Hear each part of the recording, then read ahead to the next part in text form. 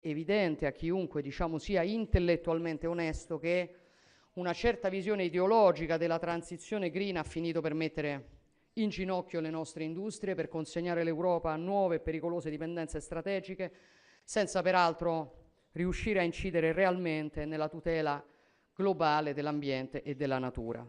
Siamo convinti che ci siano i margini per correggere questi errori, scongiurare il declino industriale del nostro continente, ma serve ovviamente coraggio.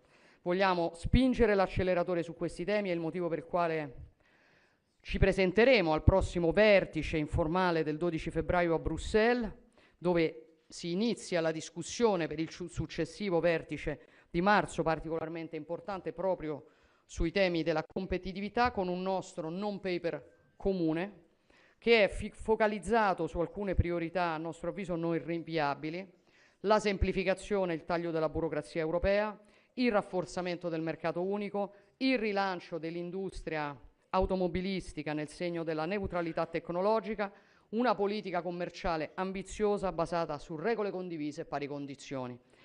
È il secondo documento sottoscritto oggi ed è un documento di lavoro che io considero molto significativo, che intendiamo condividere con la Commissione europea, con il Presidente del Consiglio europeo, ma anche con tutti gli altri leader che parteciperanno a queste discussioni.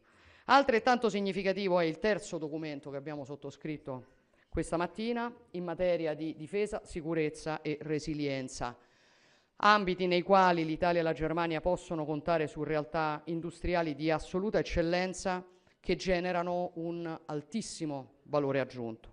Vogliamo rafforzare la nostra cooperazione su questa materia, riteniamo che i nostri sistemi produttivi possano dare un contributo significativo alla costruzione di quel solido pilastro europeo dell'Alleanza Atlantica che per tanti anni abbiamo invocato senza mai realmente fare dei passi avanti ed agire di conseguenza.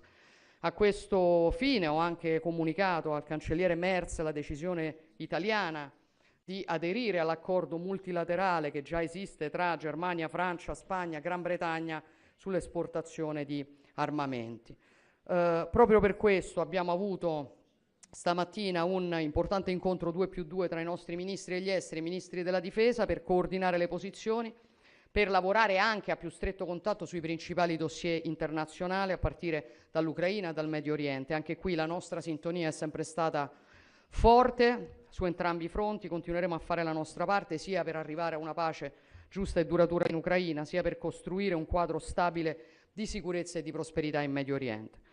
Abbiamo stamattina anche discusso di come valorizzare la nostra cooperazione su molti altri fronti, penso a quello delle interconnessioni energetiche, quello delle interconnessioni economiche, infrastrutturali, che sono sempre più decisive per quest'epoca. Stiamo lavorando insieme per sostenere le iniziative strategiche che corrispondono a questo obiettivo, penso al South H2 Corridor, il Medlink, l'IMEC, quindi il corridoio che collegherà India, Medio Oriente e Europa, nel quale Italia e Germania sono protagoniste in Europa. Quindi, come vedete, il lavoro che abbiamo fatto e che abbiamo ancora da fare è molto ampio, ma nella giornata di oggi non solo Italia e Germania confermano il loro partenariato, decidono di rafforzarlo a ogni livello, lavorando fianco a fianco su sfide che sono cruciali per il nostro tempo. In queste ore ho letto alcuni commenti, qualcuno che diceva, qualche osservatore che diceva che il 26 sarà l'anno di Italia e Germania. Io non so dire se questa previsione corrisponde alla realtà, quello che posso dire è che che intendiamo mettercela tutta, che intendiamo assolutamente fare la nostra parte per consolidare un'amicizia che è strategica non solo per le nostre nazioni, ma che è strategica per l'Europa intera. Grazie ancora, cancelliere, a te la parola.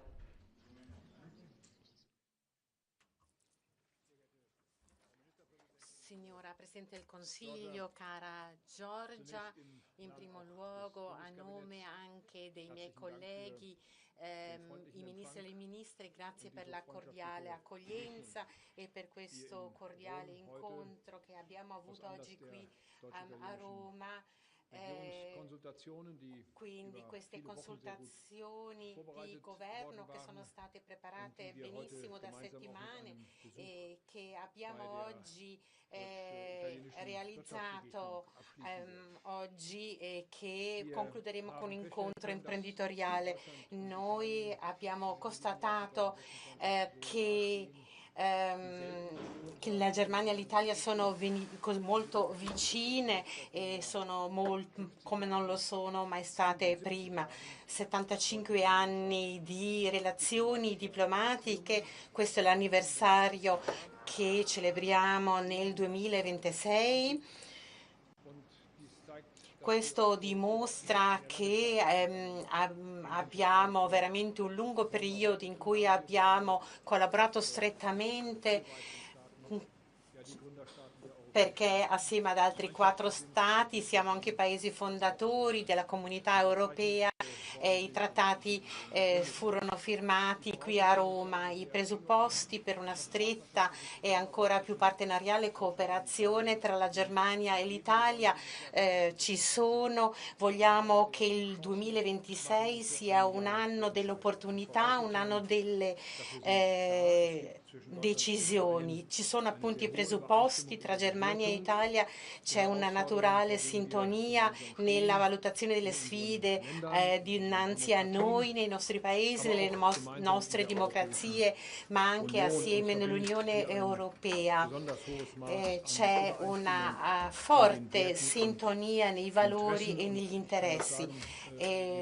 Posso veramente dirlo, questa mattina siamo tornati da Bruxelles, abbiamo partecipato a un vertice straordinario europeo e in questo contesto abbiamo rappresentato le nostre posizioni con una fortissima convergenza. Abbiamo 2 compiti importanti dinanzi a noi, vogliamo la competitività delle industrie, lo abbiamo capito, dobbiamo assieme fare di più per la nostra sicurezza.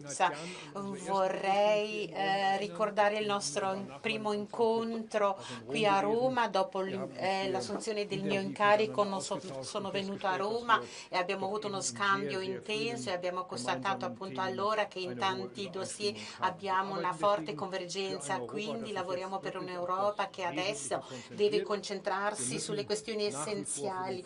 Dobbiamo continuare ad adoperarci per la pace in Ucraina e voglio dirlo veramente a titolo personale, in questi giorni duri della guerra dell'inverno noi aumentiamo i nostri aiuti per Kiev e per l'Ucraina, soprattutto per quello che riguarda l'approvvigionamento energetico, ma appoggiamo anche per i negoziati Zelensky e con lui siamo in costante scambio. Noi abbiamo un'Europa unita e una NATO forte in una di potenze. In questa movimentata settimana ci siamo sentiti quasi ogni giorno su come gestire la difficile questione della Groenlandia e la Danimarca e assieme a Emmanuel Macron, Keir Starmer, Donald Tusk e gli altri vicini europei abbiamo appunto assieme affermato che l'Europa farà di più per la sicurezza dell'Artico nel comune interesse transatlantico. La Germania rafforzerà il suo impegno e l'Italia ha appena adottato, molti di voi lo sapranno, ha adottato appunto una nuova strategia per la a cui noi possiamo sostanzialmente aderire. La Danimarca e la popolazione della Groenlandia possono contare sulla solidarietà, sulla nostra solidarietà, sulla base della sovranità e dell'integrità territoriale. Intendiamo sostenere i colloqui tra la Danimarca, la Groenlandia e gli Stati Uniti se questo sarà necessario, e questo sarà possibile solo di comune accordo. Durante il Consiglio europeo di ieri ci siamo quindi deciso che è importante reagire con fermezza e abbiamo una bussola molto chiara. In nuova era delle grandi potenze l'Europa deve essere sovrana e salda, vogliamo tutelare la NATO. Noi in Europa sappiamo quanto sia preziosa la fiducia su cui si basa la NATO, sappiamo che questa fiducia è il vantaggio competitivo decisivo anche per gli Stati Uniti d'America nel mondo. Però oggi non ci siamo occupati soltanto di diplomazia emergenziale, abbiamo letteralmente fissato l'agenda per quest'anno delle opportunità, abbiamo appena firmato un piano di azione italo-tedesco elaborato dai due governi nelle ultime settimane per una maggiore competitività, per una nuova dinamica bilaterale nell'industria della difesa e per una politica migratoria che sia impegnata. Noi pensiamo a questa gente sempre in un'ottica europea, l'economia europea deve ritrovare nuovo slancio e noi lo vogliamo attivare assieme. Dall'inizio degli anni '80 è in costante aumento il divario di crescita dell'Unione Europea rispetto agli Stati Uniti e alla Cina. Ciò va anche a discapito della nostra capacità di azione e della nostra sovranità europea.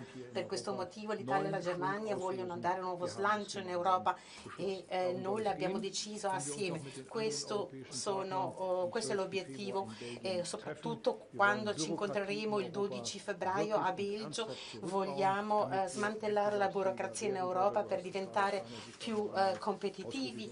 Giorgia, tu lo hai appena detto, è veramente la nostra priorità. Vogliamo una politica commerciale dell'Unione Europea che sia ambiziosa. L'accordo tra l'Unione Europea e il Mercosur è stato un'importante svolta. Il Consiglio europeo ha già deciso che dovrà entrare in vigore, seguiranno altri accordi, prima di tutto con l'India, ci saranno anche delle trasferte in India anche della Commissione e del Consiglio. Vogliamo avere degli accordi con l'Australia, con i paesi dell'Asia per quello che riguarda gli accordi di libero scambio. Poi molto importante è stata la politica di sicurezza e di difesa. Abbiamo firmato un accordo che rafforza la nostra cooperazione nel settore della difesa e armonizza i nostri procurement militari. Vogliamo coordinarci maggiormente nella politica di sicurezza. I nostri ministri della difesa e degli esteri della difesa si sono incontrati in un nuovo format anche in materia di sicurezza interna. Vogliamo collaborare più strettamente, il coordinamento nella politica migratoria europea è particolarmente stretto. Grazie a questa collaborazione è stato possibile anche riformare il sistema comune dell'asilo europeo e che ci siamo imposti a Bruxelles.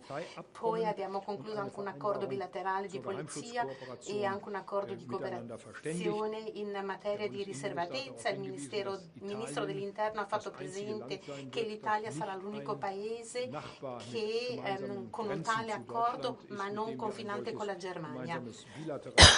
Quindi altrimenti accordi bilaterali sono soltanto con i paesi confinanti. Signore e signori, il 2026 non è soltanto l'anniversario delle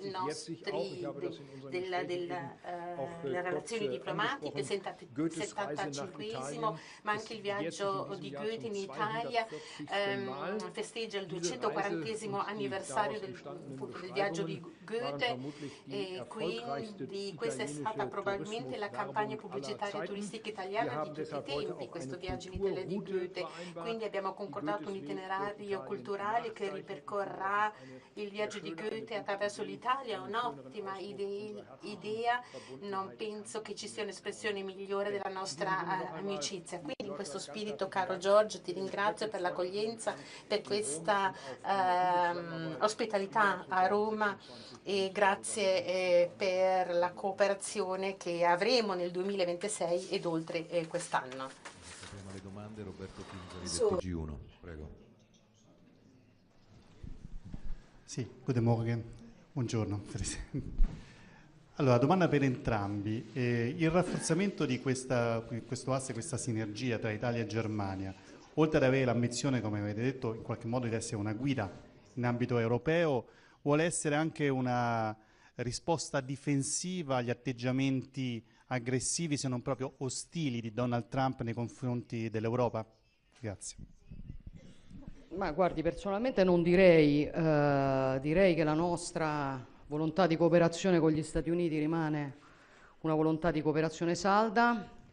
direi che Italia e Germania, che sono entrambe nazioni che in Europa intrattengono con gli Stati Uniti storicamente, insomma, relazioni privilegiate che sono date dagli scambi commerciali, che sono date dagli investimenti reciproci, che sono date dal fatto che in entrambi i paesi vi sono delle basi americane, possono aiutare in questo rapporto. Penso che Italia e Germania lo possano fare particolarmente se lavorano insieme, anche grazie a un approccio, diciamo così, pragmatico e non istintivo alle relazioni con gli Stati Uniti d'America. Dopodiché però sicuramente io e il cancelliere Merz condividiamo un altro elemento fondamentale, e cioè che il dibattito principale in Europa non debba essere su che cosa ci aspettiamo che facciano gli altri nei nostri confronti. Il nostro principale dibattito deve essere su che cosa noi possiamo fare per noi stessi, che è esattamente quello di cui si occupa, ad esempio, il nostro documento congiunto sulla competitività, ed è il lavoro che stiamo cercando di fare insieme per rafforzare, diciamo, la capacità strategica, la forza economica e la presenza, diciamo, la credibile presenza internazionale dell'Europa. In questo sicuramente Italia e Germania insieme possono fare un lavoro molto molto importante.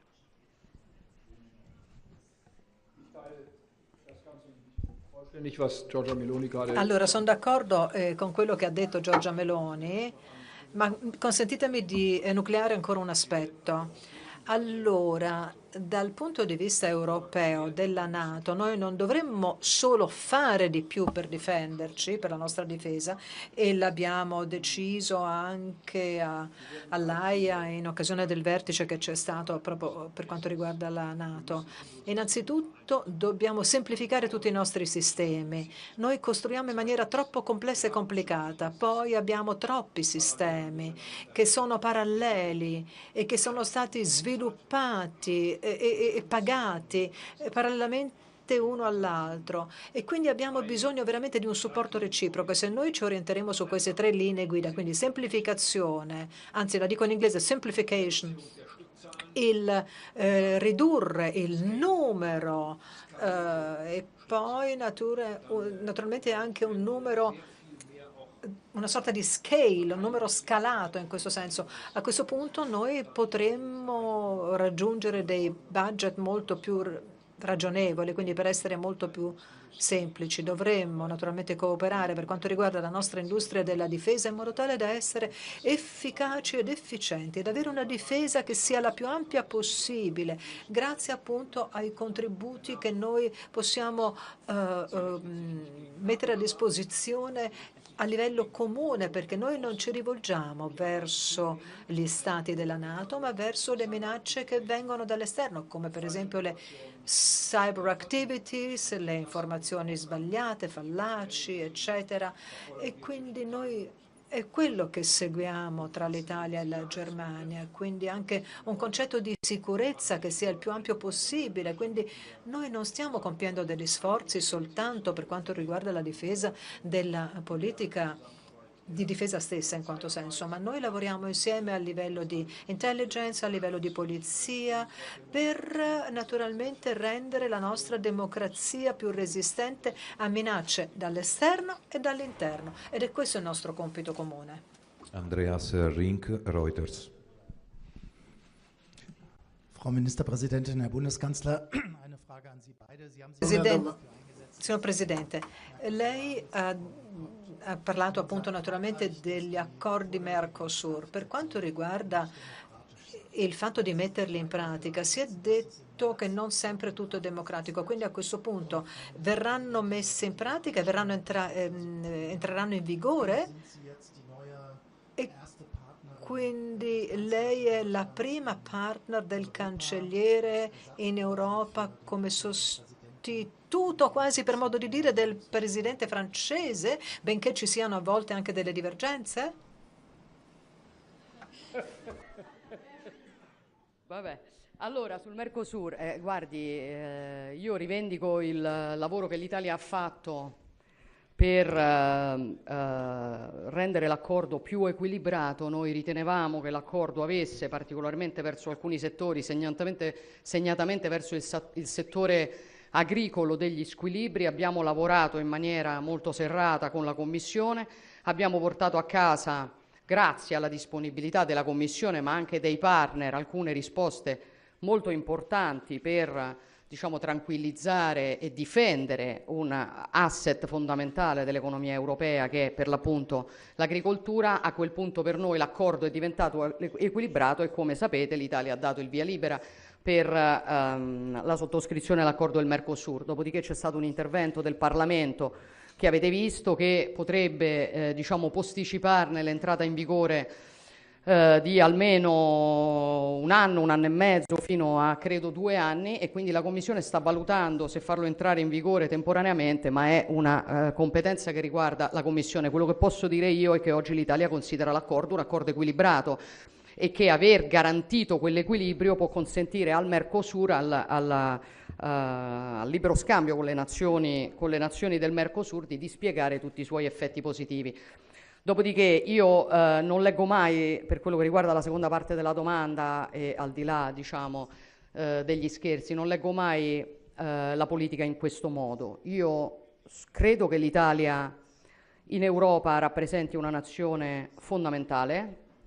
Credo che l'Italia oggi stia dimostrando sullo scacchiere internazionale e in Europa la sua stabilità, la sua forza, la sua concretezza, anche il suo coraggio nel porre le questioni che sono giuste per il futuro del continente, anche quando porle può sembrare scomodo, e penso che così stia, diciamo, guadagnando rispetto e maggiore rispetto tra i suoi interlocutori. E cerco di fare la mia parte, non mi interessa sostituire nessuno, mi interessa che le grandi nazioni d'Europa riescano a dialogare sulle grandi sfide che l'Europa ha di fronte, perché purtroppo noi non siamo in un'epoca storica, consentitemi, nella quale ci possiamo permettere degli infantilismi nella lettura della politica estera. La fase è una fase delicata, complessa, per certi versi grave, ha bisogno di risposte adeguate. Per farlo bisogna, diciamo, occuparsi delle questioni serie e profonde e non diciamo, delle semplificazioni. Ecco.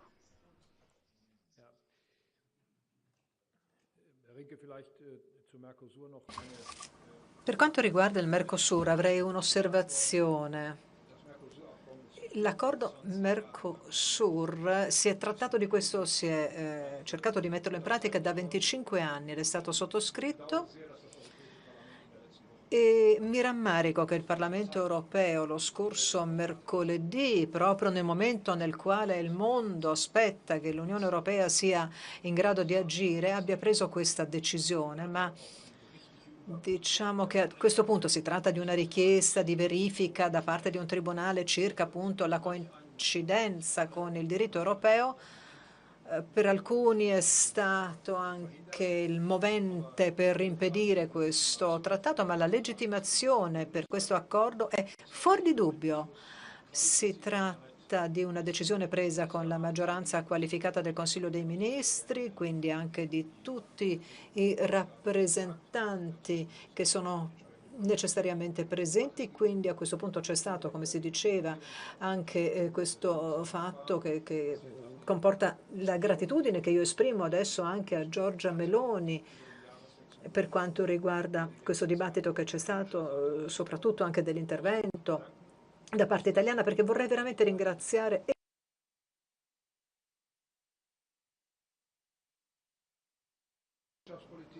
politica economica, in altri settori. Sappiano questi paesi che noi siamo pronti a difenderci. L'abbiamo dimostrato questa settimana e se è necessario noi siamo in grado di convocare il Consiglio europeo ad un incontro straordinario, e penso che l'azione che abbiamo mostrato in questa settimana sia il valido esempio, la valida dimostrazione di ciò che noi possiamo fare. E quindi quello che è stato fatto, per esempio, o che era stato minacciato di fare da parte del presidente americano, quindi a questo punto non è stato più fatto. Quindi noi dobbiamo essere uniti e reagire velocemente, in tempo reale, in modo tale da far capire che sì, possiamo fare degli accordi commerciali con i paesi che la pensano come noi, che si dichiarano disposti a migliorare lo scambio di merci, aprire il mercato, e quindi basti vedere quello che avviene nello scambio tra l'Unione Europea e il Canada, soprattutto in questi ultimi 7 anni.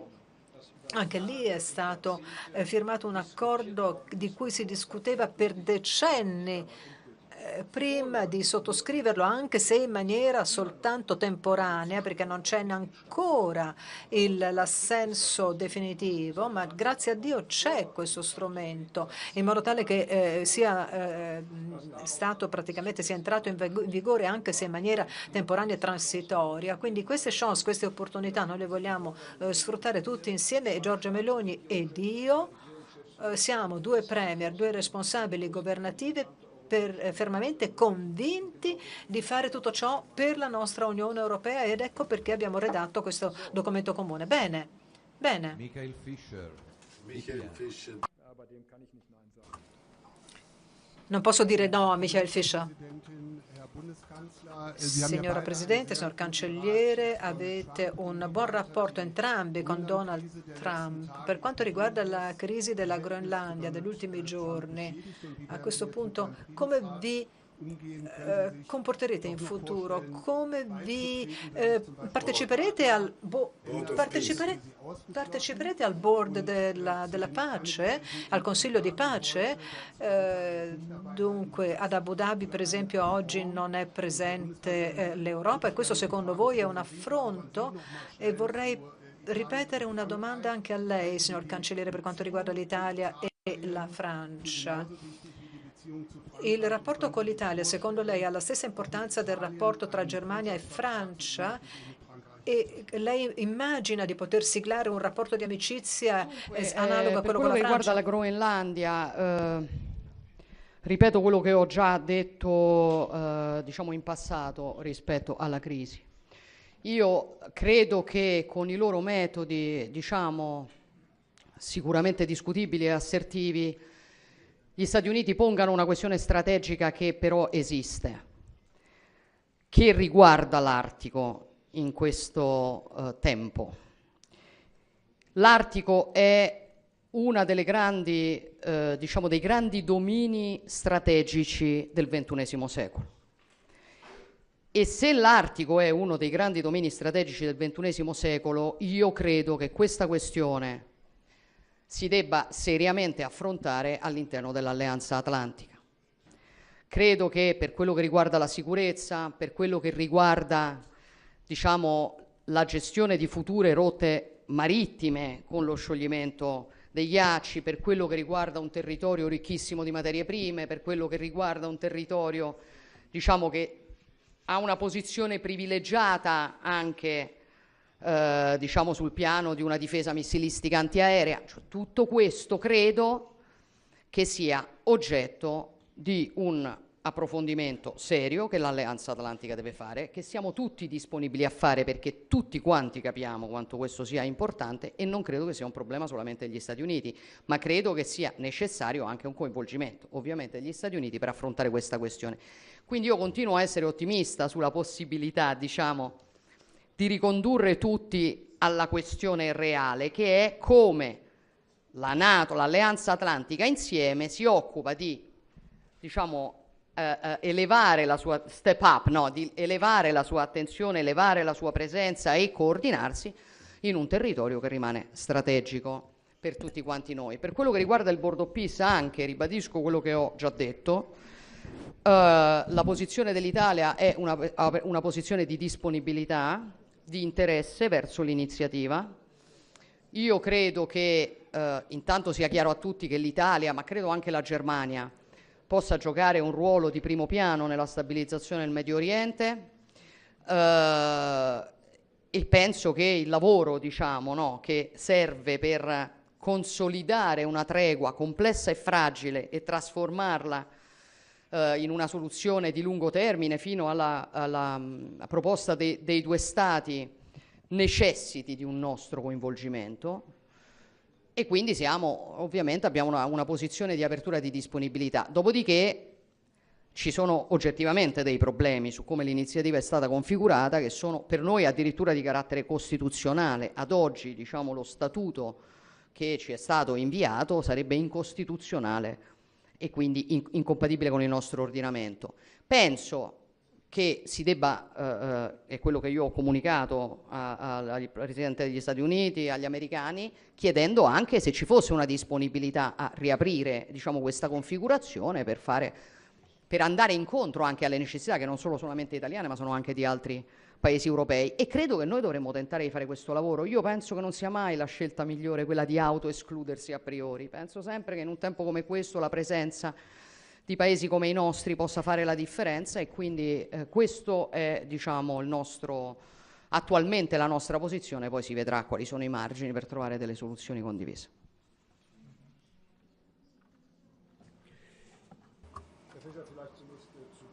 Allora, in primo luogo per quanto riguarda il Consiglio di pace, io già qualche settimana fa ho detto al Presidente Trump che anche personalmente sarei disposto ad entrare a far parte del Consiglio di pace se si tratta di un organismo che sia come è stato pianificato inizialmente, che accompagna il processo di pace a Gaza, anche in una seconda fase che ancora non è iniziato purtroppo, per disarmare Hamas. Come è fatto adesso il Consiglio di pace, già le sue strutture di governance per ragioni proprio di diritto costituzionale, noi non possiamo accettarlo, ma certo siamo disposti a parlare di nuove forme di cooperazione con gli Stati Uniti d'America, se si tratta di far sì di trovare un nuovo format che in qualche modo garantisca e avvicini la pace in diverse regioni del mondo, quindi Gaza, Medio Oriente, l'Ucraina. E quindi questi colloqui che si svolgano, questo naturalmente fa parte della nostra intenzione, dei nostri desiderata ed è stata concordata con l'America. Per esempio è stato previsto di parlarne a Parigi. Era stato previsto addirittura in passato in modo tale che ci potesse essere un accordo fra l'Ucraina, l'America e noi, gli europei, e quindi noi accompagniamo questo processo in maniera costruttiva, sempre col desiderio e con l'auspicio che ci possano essere dei passi verso la pace. Sappiamo che le garanzie di sicurezza sono cose delle quali abbiamo trattato e che Zelensky ha avuto anche un accordo definitivo per quanto riguarda appunto gli americani circa le garanzie. Per quanto riguarda il nostro rapporto bilaterale tra la Germania e l'Italia, non c'è una gerarchia per noi in Germania. Ogni paese è un paese che noi rispettiamo e stabiliamo dei rapporti di partenariato, che sia la Francia, che sia l'Italia, e siamo tutti facenti parte dell'Unione Europea. E quindi la cosa che abbiamo in comune è l'obiettivo, gli obiettivi: più difesa in Europa, più competitività in Europa, e ci sono contributi da tutte le parti. E quindi c'è la Commissione a Bruxelles che naturalmente chiedo scusa, che si adopera in questo senso. E quindi ognuno di noi può dare un contributo e sono molto lieto del fatto che siamo su un fondamento concreto, noi, Germania e l'Italia, da 75 anni, con questo rapporto così stabile, così solido, così concreto, che viene dimostrato anche oggi. È esattamente ciò che io immagino, che auspico e che io intendo come rapporto di cooperazione, di partenariato, di partnership, in modo tale che ci sia un accordo di stati autonomi ma che al tempo stesso si sostengono. Giorgia ed io e i nostri governi abbiamo vissuto concretamente, esattamente come a Toulon la scorsa estate, noi ci siamo veramente incontrati anche dal punto di vista umano, personale, con i colleghi omologhi. È questo che porta avanti l'Europa.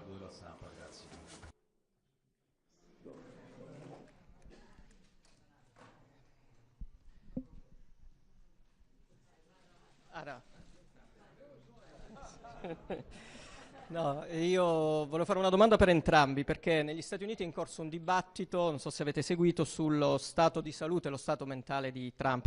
C'è chi ha messo in dubbio anche, diciamo, parlamentari americani. Recentemente Trump ha rivelato dei messaggi privati di leader europei come Macron, li ha imitati per deriderli pubblicamente. Macron ha scritto al premier norvegese perché, siccome non gli hanno dato il Nobel per la pace, lui allora non è più interessato alla pace, lo ha detto lui. E abbiamo visto anche come ha cambiato idea più volte un giorno rispetto all'altro, e la domanda che io faccio è questa: se secondo voi c'è da fidarsi ancora delle capacità di Donald Trump, se non sta diventando un problema per la sicurezza mondiale, e se siete d'accordo nel dargli il Nobel per la pace, visto che è la cosa che sembra interessargli di più. Grazie. Guardi, anche questo non mi pare un modo serio di affrontare la politica internazionale. Donald Trump è il presidente eletto degli Stati Uniti, questi stessi discorsi li ho sentiti fare su Joe Biden prima di lui, li ho sentiti fare addirittura su di me, quando a un certo punto mi sono dovuta assentare per 5 giorni perché non stavo bene. Sarà in grado Giorgia Meloni di guidare il suo paese? Credo che occorra fare i conti con la democrazia e con leader che sono eletti e scelti dai propri cittadini, con i quali noi diciamo interfacciamo, perché non siamo noi, ringraziando Dio, a scegliere chi governa le altre nazioni. Dopodiché sul premio Nobel per la pace, spero che un giorno potremo dare un premio Nobel per la pace a Donald Trump, e confido che se farà la differenza che possa da questo punto di vista fare la differenza sulla pace giusta e duratura per l'Ucraina, anche per l'Ucraina, e quindi finalmente anche noi potremmo candidare Donald Trump al Nobel per la pace.